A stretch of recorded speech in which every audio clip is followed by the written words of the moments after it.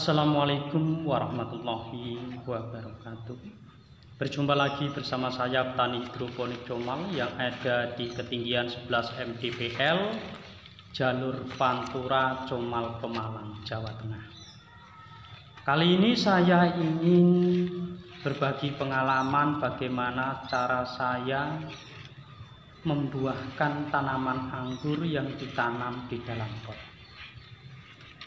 Tanaman ini saya tanam yaitu ada di samping rumah.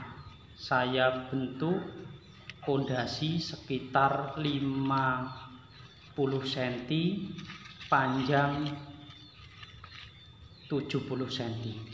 Jadi ukurannya termasuknya kecil, 50 banding 70. Kedalaman yaitu sekitar 60. Nah, hasilnya seperti ini.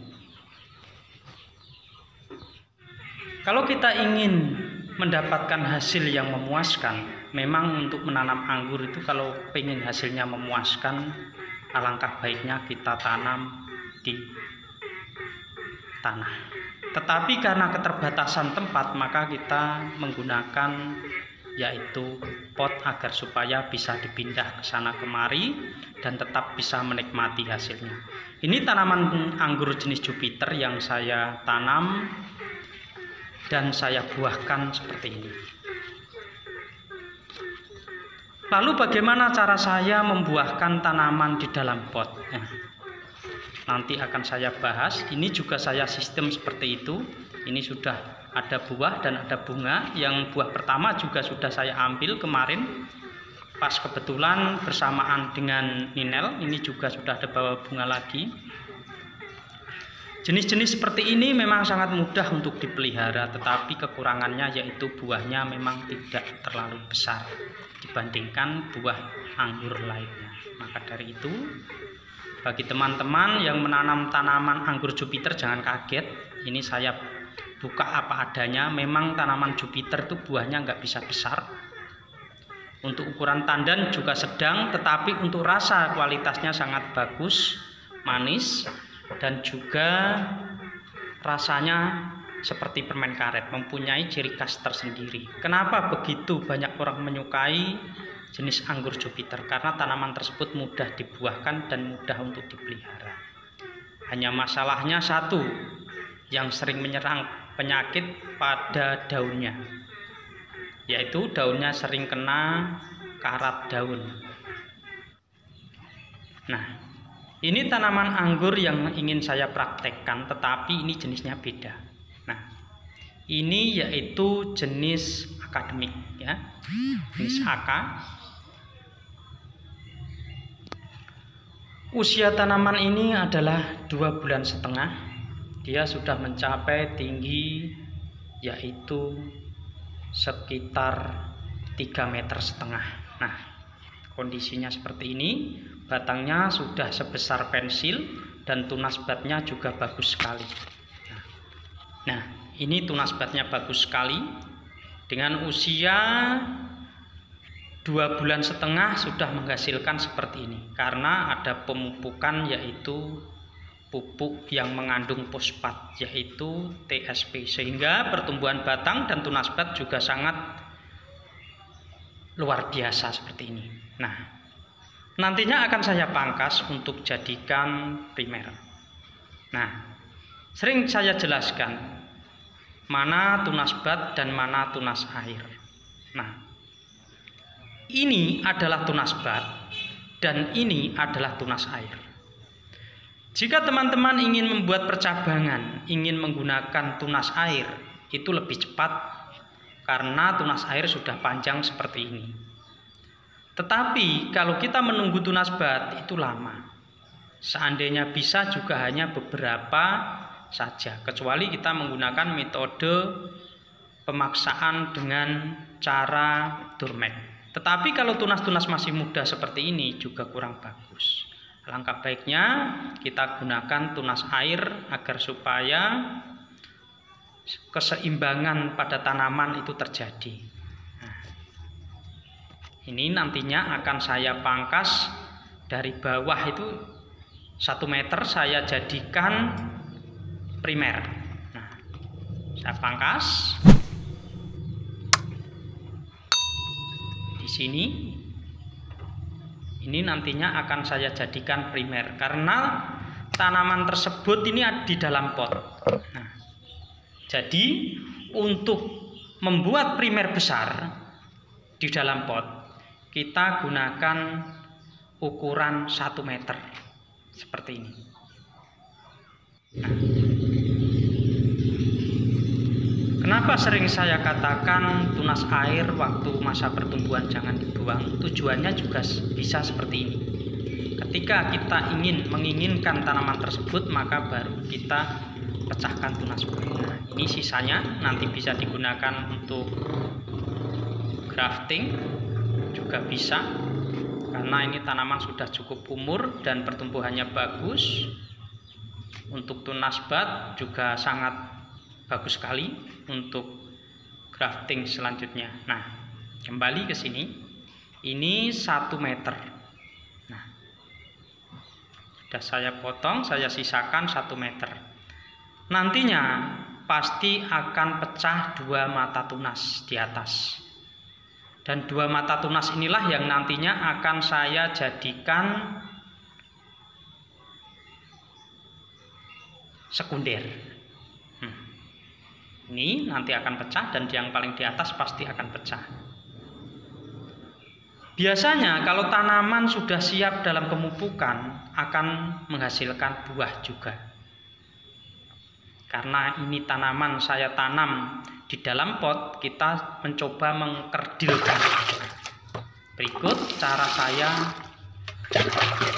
membuat pupuk racikan untuk tanaman anggur agar supaya nantinya waktu pecah tunas itu akan mengeluarkan bunga.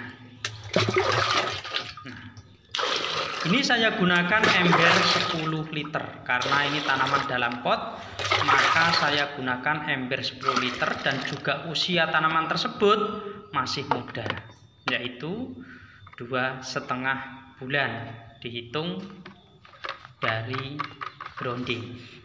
Nah, seperti ini.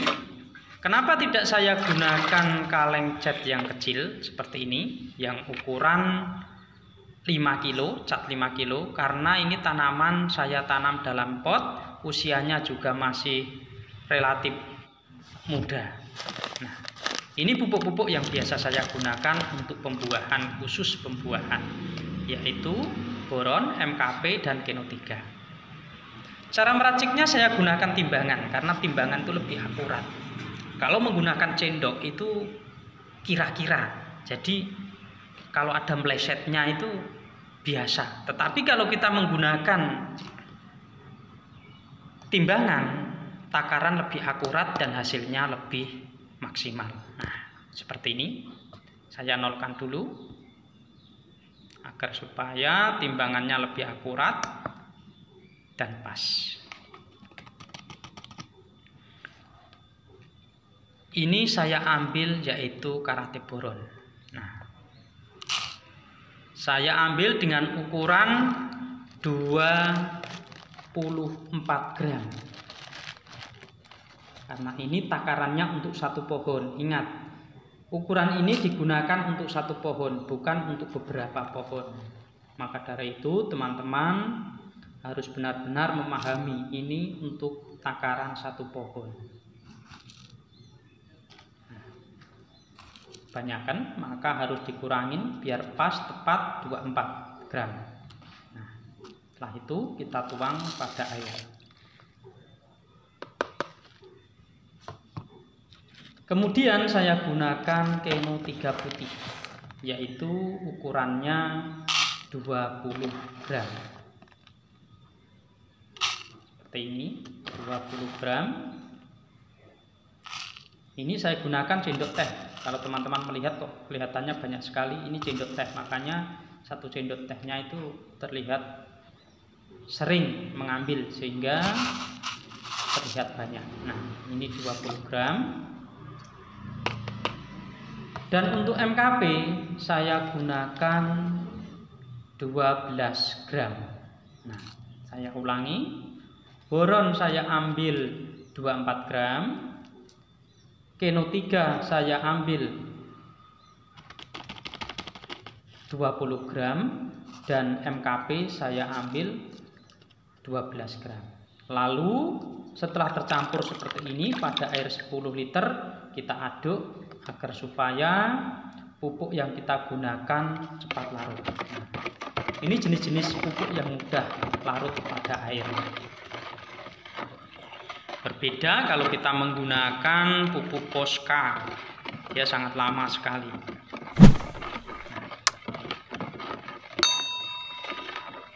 Setelah kita aduk seperti ini, pastikan bahwa pupuk tersebut larut semua, sehingga hasilnya maksimal ketika kita siramkan pada media tanam.